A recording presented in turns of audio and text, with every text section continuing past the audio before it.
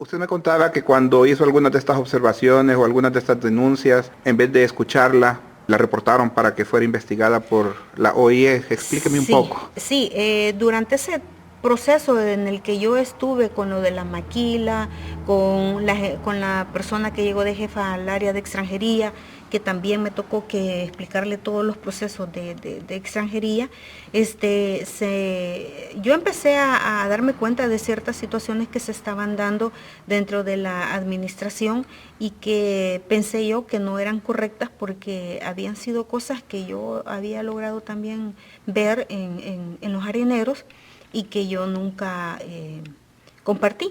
Entonces, cuando yo me di cuenta de que estaban sucediendo algunas situaciones iguales, ¿verdad?, que las administraciones anteriores, yo pensé, Déjeme entender, iguales en el gobierno del FMLN como eran en el gobierno de Arena. exacto, Ajá. entonces yo pensé, ¿Podría darnos algún ejemplo de estas situaciones que se le bueno, venga a la mente?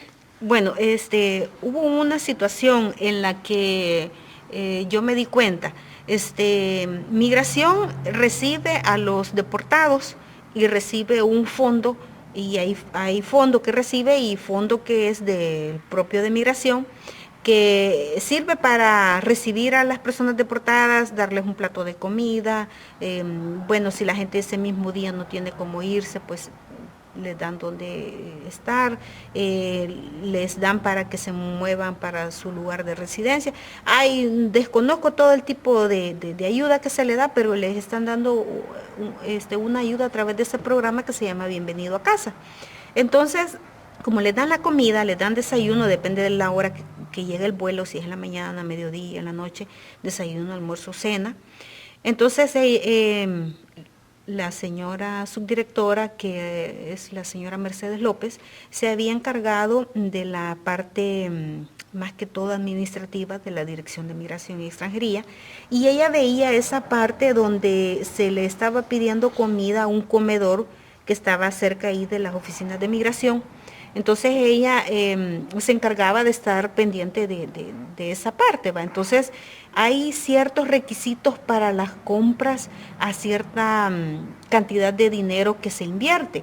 Entonces, por ejemplo, más de $9,000, eran como 15,000, 16,000, algo así, de dinero que se le debía a esta señora del comedor en comida, de la comida que se le estaba dando a esta gente.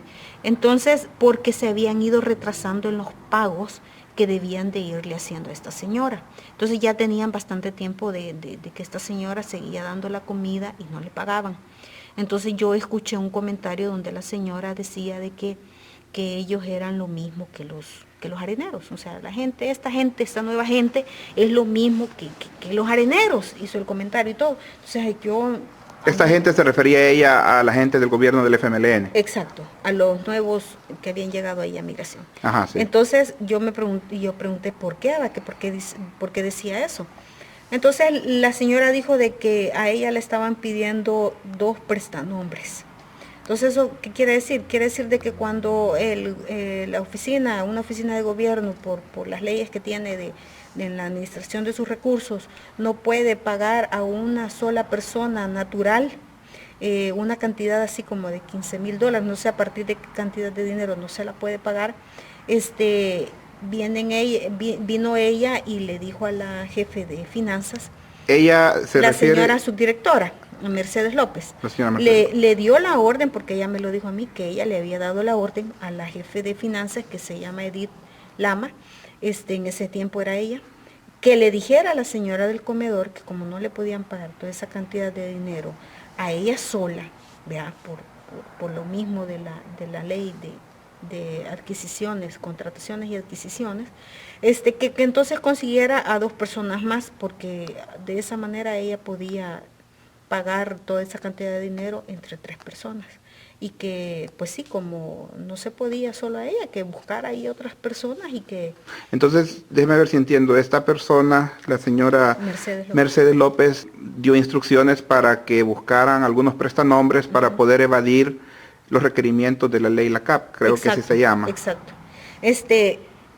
Y como le digo, era normal verlo en los gobiernos anteriores. o sea, en el gobierno de Arena. Pero también lo estaban observando en el gobierno del ellos FMLN. mismos, o sea, ellos también lo estaban haciendo, y como corrupción es corrupción, venga de donde venga, y yo siempre he sido una persona de que sea quien sea, pues si algo no está bien, pues hay que decirlo. Déjeme preguntarle, ¿usted no es arenera? No, jamás, jamás, nunca. Entonces, ¿usted perteneció o ha pertenecido a alguna parte del FMLN o alguno de los grupos que componían el FMLN? Sí, pertenecí. Y había mucha gente dentro de... Entonces, estas denuncias no las hace porque usted sea arenera. No, no para nada. Incluso hubo mucha gente, por el motivo que la señora Mercedes y el señor Rubén Alvarado me solicitaban apoyo y colaboración en ciertos trabajos en específico, era porque ellos tenían ya ciertas referencias mías, habían llegado personas, muy conocidas de ellas, personas, incluso diputados, que me conocían y que habían ido y habían dado referencias mías, que yo era una persona de confianza, que había sido una persona conocida por ellos, que había trabajado con ellos y que podían contar conmigo. Entonces ellos, por esa confianza que les dijeron que debían de tener conmigo, fue que me buscaron, ¿verdad?, para que les apoyara en estos proyectos. Entonces lo que pasó fue de que cuando yo me di cuenta de esta situación del dinero, de estos prestanombres, yo no me imaginé, o sea, yo en realidad pequé de inocente, ¿vea? Pensé de que no podía ser cierto, de que estuviera pasando eso con ellos, y entonces yo fui personalmente, hablé con el licenciado Rubén Alvarado y le dije, mire, señor director, fíjese que me he dado cuenta de que está pasando esto y esto. Entonces vino él y me dijo, mire, me dijo, sí, es cierto, me dijo, yo sé que se debe esa cantidad de dinero, me dijo, con esta señora, pero esto lo está manejando Mercedes, me dijo, entonces mejor háblelo con ella, me dijo, explíquele a ella, me dijo, y que ella sabe lo mejor. Entonces me llevó a la oficina de ella y le dijo, mira, Mercedes, ella aquí tiene algo que decirte con relación al dinero de la señora del comedor. Entonces vine yo y ya le expliqué a la señora lo que me había dado cuenta, y entonces el señor director solo me dejó ahí y se fue. Entonces vino ella y muy exaltada, o sea, bien furiosa, enojada la señora conmigo, que por qué yo le había comentado eso al señor Rubén Alvarado, que por qué había tomado esa decisión de hacer eso, que yo no tenía ningún derecho de hacer eso, y que ella había dado esa instrucción, y que era algo que sí se tenía que hacer y que era la manera correcta de hacerla. Y entonces yo, o sea, no es lo correcto, pues, y yo le contradije en ese momento y le dije que no, pues que eso no era lo correcto y que eso no se podía hacer, y que eso lo hacían antes, pero que cómo era que se pudiera estar haciendo ahora, pues, y que era una nueva administración, que había que darle confianza a la gente y que la gente ya estaba diciendo. Entonces yo me puse en esa discusión con la señora y la señora se molestó bastante conmigo, que hasta me dijo que me hacía un llamado de atención y que cualquier cosa que yo quisiera decir sobre situaciones como esas, que se las tenía que decir incluso a ella, no al señor director. Y entonces la señora se molestó conmigo. Ese sí fue un percance así bien directo que yo tuve, y de ahí habían cosas en las que yo me daba cuenta y yo hacía mis comentarios con compañeros, con jefes, les hacía ver que yo no estaba de acuerdo con ciertas directrices o instrucciones o cambios que se estaban dando, que yo no estaba de acuerdo. Yo se lo hacía ver a cualquier persona, le comentaba. Entonces llegó a los oídos de ellos y ellos empezaron a sentir que yo era como una amenaza, que yo pues estaba en contra de ellos, que estaba en contra de la nueva administración, que yo quizás era una persona de derecha, que era una persona arenera, que como yo había mantenido tanto tiempo el trabajo allí, que probablemente pues había compartido con ellos las ideas, y de que quizás era de ellos, y como pues gracias a Dios yo había tenido una buena relación de trabajo con todos los jefes que había tenido. Todos sus jefes, incluyendo los que habían sido del gobierno de Arena. Sí, o sea, con ellos yo había tenido una buena relación. O sea, era increíble pensar para mí que yo había establecido una mejor relación de trabajo con los areneros, ¿verdad? Y no con ellos, y que ellos desconfiaran de mí, ¿verdad? Y entonces, y por esa confianza que ellos habían empezado a darme, y que me designaban trabajos así como lo de la maquila de pasaporte, la gente que todavía estaba ahí del gobierno anterior de Arena, empezaron a verme también mal, porque empezaron a sentir que yo era una persona de mucha confianza de ellos, ¿verdad? Del señor Rubén Alvarado y de la señora Mercedes. Entonces me colocaron en una posición bien complicada después, porque la gente que había llegado a tener confianza en mi trabajo, tal vez no que fueran mis amigos ni nada de eso, pero habíamos tenido una buena relación, ya no querían pues acercarse mucho a mí, ¿verdad? Porque creían que yo los estaba poniendo en mal con las nuevas autoridades, y yo en eso jamás me metí, porque hasta de eso me llegaron a culpar, dijeron de que yo había entregado un listado de la gente arenera para que las echaran, hasta de eso me difamaron. ¿Tuvo consecuencias a causa de las denuncias o las críticas que hizo, como Sí, situaciones sí, esas sí.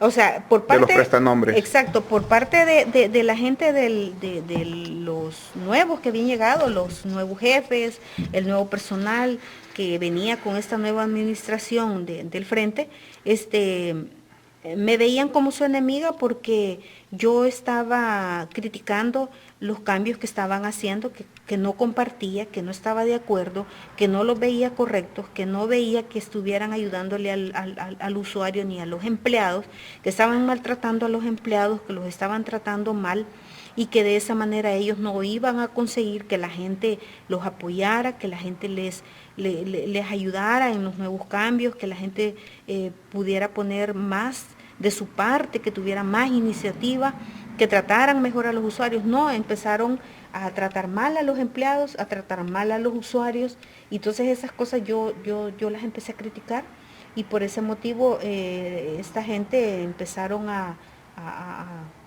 marginarme. Entonces cuando yo empecé a sentir que ellos no les parecía la manera en que yo pensaba, empecé a sentir pues que el de investigaciones me mandaba a llamar, porque en ese momento empezaron a salir unas hojas volantes donde hablaban en mal de la señora subdirectora y en mal de muchos de los empleados, de los jefes que había llevado a recomendación de la señora subdirectora, incluyendo a Kenia.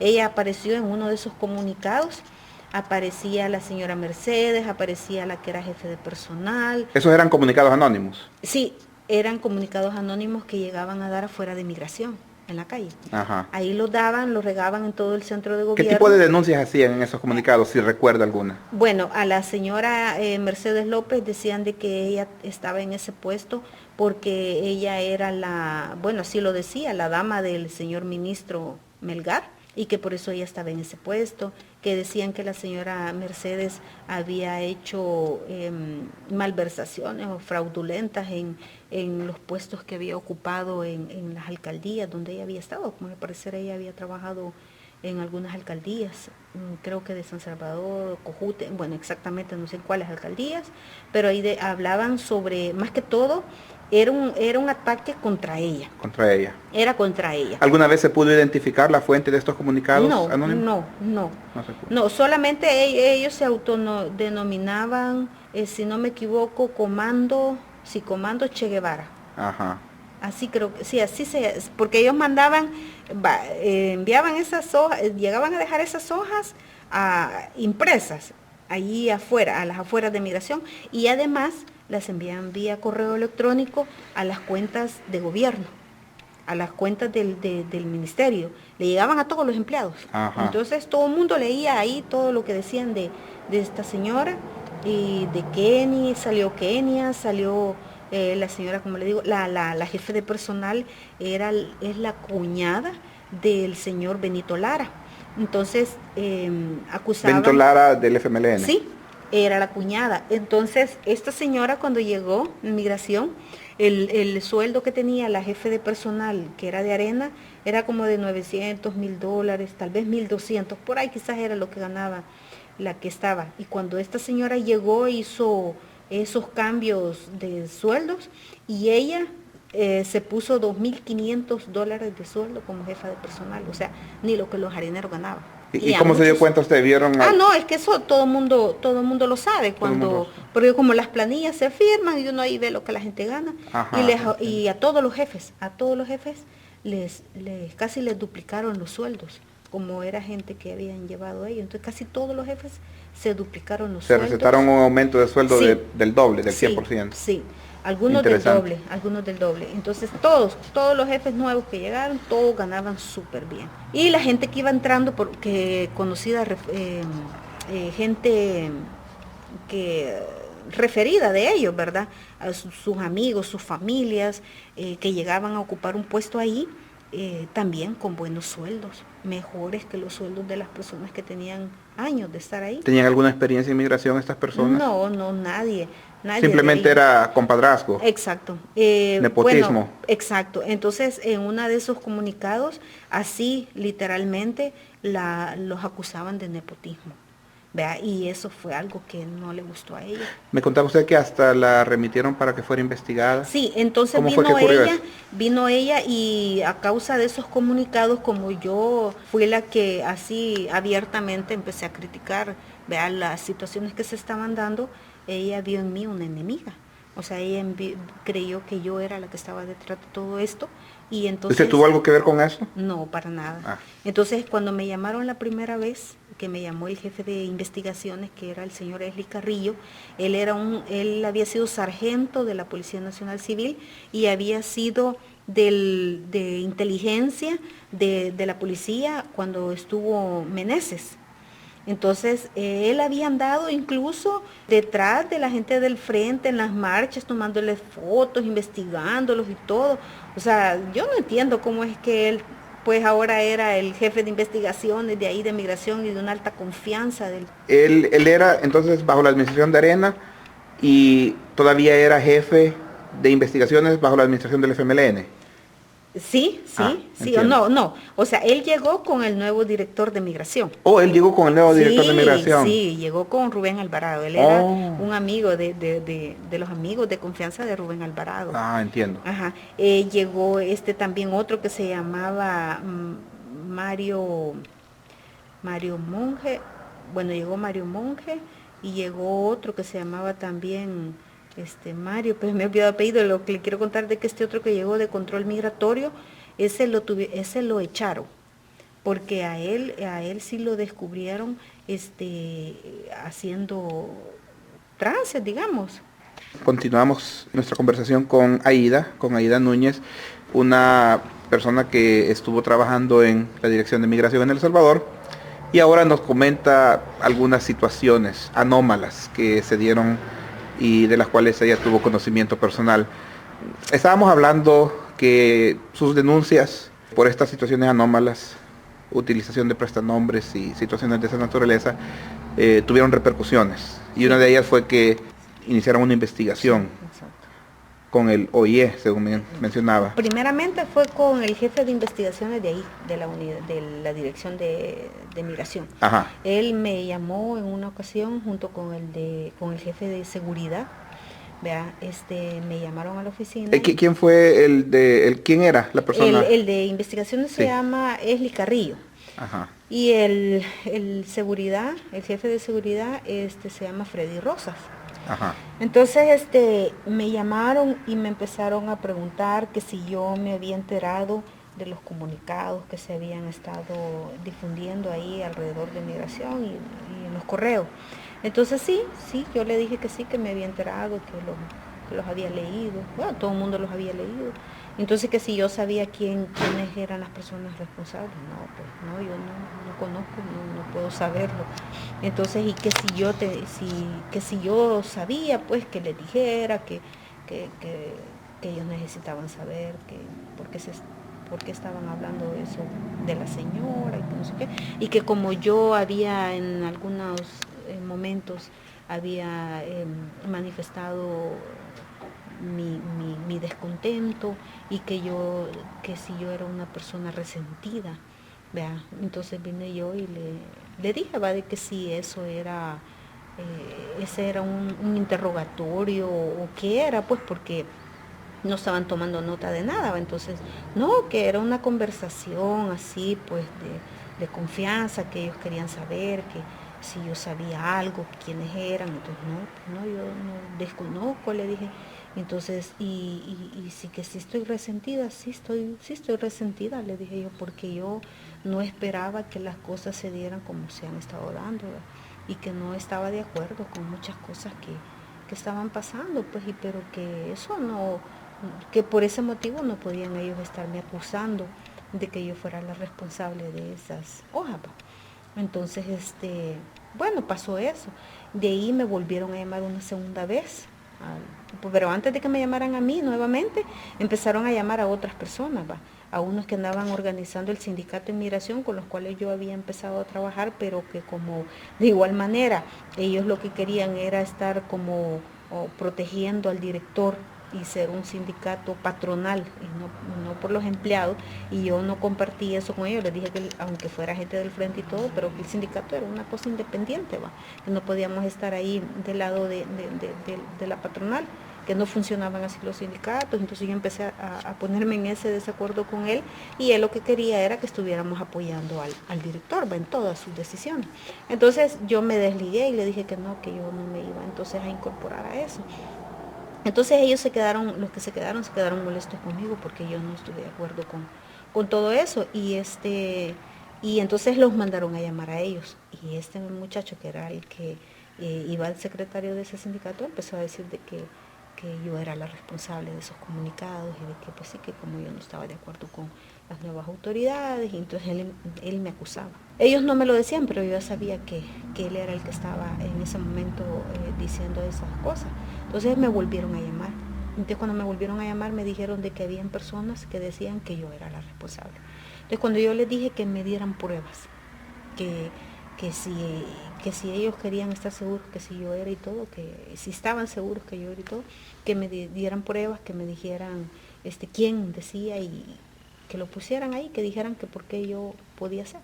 Entonces cuando se dio esa situación y vine yo y les dije de que si no tenían las pruebas, que si no iban a tomar nada por escrito y todo, que mejor ya no me llamaran, porque si no yo iba a ir a poner una demanda, ¿verdad?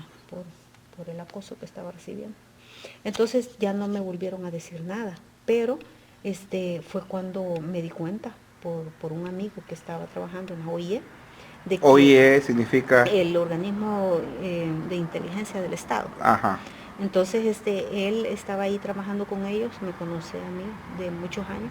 Entonces llegó esa solicitud a través de la señora subdirectora Mercedes al director de la OIE, que era el señor Linares, pidiéndole que me investigaran. Entonces, que le investigaran que investigaran si yo era la responsable de esos comunicados. No sé para qué o con qué fin, porque no sé qué hubiera pasado si en realidad yo hubiera sido, pues porque... Pero la OIE no se encarga más que todo de cuestiones relacionadas a la seguridad del Estado. Exacto, entonces ¿Por qué le estaban investigando a usted, que era una empleada de una dependencia del Estado? Entonces eso fue lo que yo le hice por escrito al señor director. Cuando yo me di cuenta de eso, mi amigo me contó que habían pedido que me investigaran, y él me dijo que era lo que querían saber, que si yo era la que estaba detrás de esos comunicados y todo eso. Entonces yo le hice un escrito al director, y en ese escrito yo le explicaba, le decía a él de todos los problemas que yo había tenido con el de investigaciones, todos los comentarios que se habían hecho en esas conversaciones, y de lo que yo me había dado cuenta con este amigo de la OIE, y que ese no era el fin de esa institución, que porque ellos andaban investigándome a mí, cuando eso no es lo que a ellos les compete, además que porque estaban haciendo uso de ese recurso que no es para ese fin. Entonces yo se lo di por escrito y le pedía una audiencia a él y le pedía que me explicara, vea, por qué se estaba dando toda esa situación.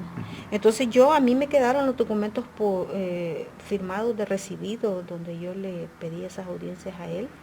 Y desde que me que me empezaron a entrevistar los de investigaciones, yo le presenté varios escritos, como unos 4 escritos al director o más quizás, donde le pedí explicaciones sobre esas cosas que me estaban pasando. Y entonces, porque además me empezaron a sacar correos de mi correo de ahí institucional, me empezaron a sacar correos. ¿Intervinieron su correo? Sí, intervinieron mi correo. Entonces, yo tuve que ir a Derechos Humanos, vea, porque... ¿La Procuraduría de Derechos Humanos? La Procuraduría de Derechos Humanos, fui a poner la denuncia, porque sí, yo sentí de que ya era algo, yo me sentía amenazada, ¿verdad? Y aparte de que me estaban violentando mis derechos, ¿verdad?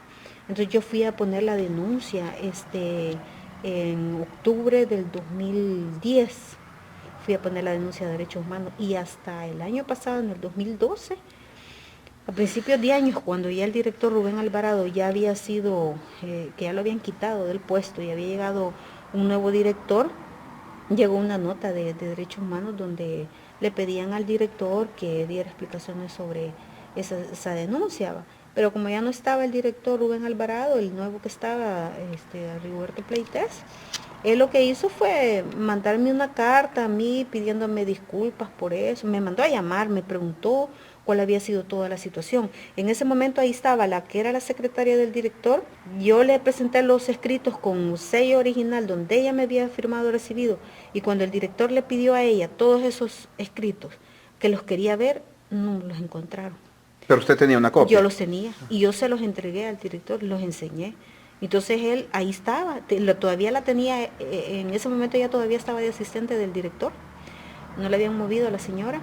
Estaba todavía, el de investigaciones ya había renunciado, estaba todavía el de jefe de seguridad, estaba el de informática, que también lo denuncié porque él fue el que sustrajo mis correos. Estaba la señora Lorena de Lara, la jefe de personal, que fueron a todas las personas que yo denuncié, incluyendo al señor Rubén Alvarado y a la señora Mercedes López. Y bueno, y él me dijo de que había hablado con ellos, que les había pedido información sobre eso y que nadie le había dado razón sobre esa situación, que él desconocía, que no había nada por escrito, como que si había sido un invento mío, pero él estaba viendo que estaban los escritos, o sea que no podía ser un invento. Pero prácticamente no hizo nada, aunque con el tiempo pues la de personal la quitaron, el de informática también lo quitaron, el de seguridad lo quitaron, a todos los quitaron. Al final todos fueron removidos de ahí de la dirección de migración. Ya ninguna de esas personas están. ¿Usted continuó en su trabajo? Yo continué trabajando ahí ya con el nuevo director, este señor Rigoberto Pleites, que llegó en enero del año pasado. Estuve ahí hasta diciembre, que fue cuando renuncié porque me salieron los papeles de la residencia que me venía en enero del 2013. Bueno, nos hemos dado cuenta de muchos detalles que ignoramos fuera de las fronteras patrias, pero que afectan directamente nuestra vida, porque muchas personas necesitan un documento tan importante como el pasaporte e ignoran todas las anomalías que se dan en El Salvador y los retrasos que ocurren, según parece, innecesariamente. ¿Cuál sería como una evaluación que nos dijera, tenemos que mejorar esto, esto estaba mejor antes del cambio, esto está ahora mejor después del cambio? ¿Qué nos podría decir, Aida? Pues mire, para terminar esta interesantísima entrevista. Fíjese que mejor, o sea, después del cambio de gobierno, en lo que respecta a migración, no sé qué decir, porque el pasaporte aumentó de precio al doble. Vea, costaba $10, lo aumentaron a 12 y ahora vale 25. O sea, en un periodo tan corto que no ha terminado ni siquiera el periodo Mauricio Funes, el pasaporte ha subido de $10 a $25. 150% ha incrementado su costo. El servicio sigue siendo, no sigue siendo el mismo, está peor, vea, porque ahora hay está más, peor que la administración anterior. Que la administración de los areneros, porque ahora hay más trabas para la gente, hay más dificultad para la gente para que pueda obtener su pasaporte, y no solo en El Salvador, sino que en el exterior, ¿verdad? Y los tiempos de entrega no han mejorado. Esos 45 minutos que creo que todavía, porque no he escuchado que haya cambiado allá en El Salvador, esos 45 minutos se pusieron en el 2004. ¿45 minutos de qué? De entrega, entre cuando usted termina el trámite de su solicitud y que le entreguen el pasaporte. Eso es allá. En El Salvador, son 45 minutos que a la persona le dicen que va a esperar que se le entregue su pasaporte. Eso se puso en el 2004 y desde el 2004 para acá no ha cambiado y se tarda más. No se cumple. No se cumple. Lo otro es de que cuando llegó el cambio, habían más oficinas de migración allá en El Salvador que eran de mayor acceso a los usuarios. Por ejemplo, había una en Usulután, en La Unión y San Miguel. Ahora solo hay una en San Miguel. Cerraron la de La Unión y la de Usulután. Cerraron la de La Unión y Usulután. Y lo otro es de que la oficina de San Miguel estaba dentro del centro de gobierno en San Miguel. Y vinieron ellos y trasladaron las oficinas a una casa, donde alquilan la casa.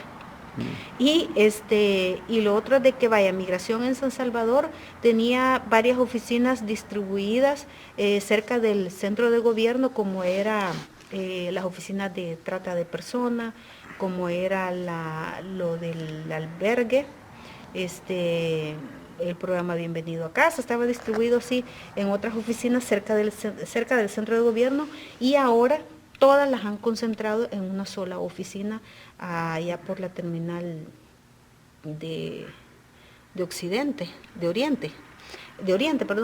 por La Chacra, se llama ahí, la colonia, sí. La Chacra. Entonces ahí han concentrado todo. Para la gente es bien difícil llegar ahí. O sea, accesibilidad. Habían oficinas de pasaportes en el aeropuerto. Había una en el aeropuerto por las emergencias que la gente tiene a veces cuando ya va a viajar. El pasaporte está vencido o se le arruinó el pasaporte o cualquier cosa. Ahí era una oficina para las emergencias. La quitaron. ¿Ya no está? No. Y la quitó este gobierno. Okay. La quitaron otra que estaba en el centro comercial Merliot. Quitaron la que estaba en el centro comercial Galerías. O sea, ahora solo hay una en Soyapango, una en Cascadas y en el centro de gobierno. Solo hay 3 en San Salvador. Difícil de entender porque aumentó 150%, ¿sí? Pero me está diciendo que el número de oficinas se ha reducido a la mitad o menos quizás. Sí, menos. Incluyendo la oficina que quitaron del aeropuerto, que parece ser vital. Sí, no se emitía, ahí no era cantidad, porque era bien difícil que llegara tanta gente a hacer trámite, pero sí era bien necesaria por el tipo de trámite que a la gente le urgía hacer. Crítico, en ese momento, sí, exacto. Salían de una urgencia inmediatamente. Sí, claro. Y además el local era gratis, no cobraba el centro comercial que estaba ahí, no le cobraba migración. Entonces parece ser una pérdida muy grande para los migrantes, para los viajeros. Sí, no, y para mucha gente, porque por ejemplo en Galerías era una oficina que primero los puestos allá donde hay mayor demanda era Centro de Gobierno, San Miguel y Galerías. Después llegó a ser San Salvador, ¿verdad? Centro de Gobierno, Galerías y San Miguel. O sea, esas eran las 3 oficinas más grandes donde se emitían los pasaportes. Y la quitaron. Y aumentaron, no solamente aumentó el pasaporte, han aumentado los costos habían servicios que se daban gratis, ahora se cobran. Oh, ¿de verdad? ¿Como por ejemplo? Sí, por ejemplo las certificaciones de partidas de nacimiento, del expediente que usted tiene de pasaportes ahí, y si usted necesitaba una copia de eso, se le certificaba y se le daba. Gratuitamente antes. Gratuitamente. Ahora se cobra. Y las certificaciones de pasaportes que costaban $5 aumentaron el doble. Los movimientos migratorios aumentaron el doble. Los trámites para los extranjeros aumentaron el doble, que esa es otra historia que se la tendría que contar como en una hora también, porque el problema con el Departamento de Extranjería es otro rollo. Casi para terminar, la Embajada de El Salvador ya hizo oficial el comunicado en el que se informa que la señora Kenny López de Zuleta va a ser una cónsul o una de las nuevas cónsules en Washington, D.C. ¿Qué opinión le merece? Mire, la verdad es que me da tristeza porque saber que gente tan incompetente, gente sin el conocimiento y la capacidad para desenvolverse en un puesto como ese, que no me extrañaría de que las intenciones de ellos sean dejarla a ella, porque no sé cuál es el cuello. Como cónsul, ¿se refiere usted? Sí, pero no creo que ella vaya a quedar en ese puesto que le han dado ahorita, porque así fue. ¿Usted cree que la van a ascender más aún? Sí, es que en realidad yo desconozco de dónde es que ella viene, no sé cuáles son sus conectes, porque esos son conectes. No ha sido por meritocracia. No, para nada. Bueno, muchísimas gracias entonces, Aida. Ha sido una Una entrevista muy interesante, muy informativa y, como les repito, nos ha dado información que los salvadoreños del exterior desconocemos y que solamente alguien que ha estado dentro de ese organismo, de la Dirección de Migración, puede darse cuenta y nos puede ilustrar sobre lo que está ocurriendo realmente. Así que le agradecemos mucho y vamos a reunirnos de nuevo. Nos vamos a reunir de nuevo para poder hablar acerca de lo de extranjería. Hay muchos más temas dentro de migración. Migración no solo es pasaportes, no solo es extranjería, no, o sea, también está control migratorio, están las patrullas migratorias, o sea, hay tema para largo. Perfecto, bueno, vamos a reunirnos de nuevo. Muchas gracias, Aida. Pase buen día.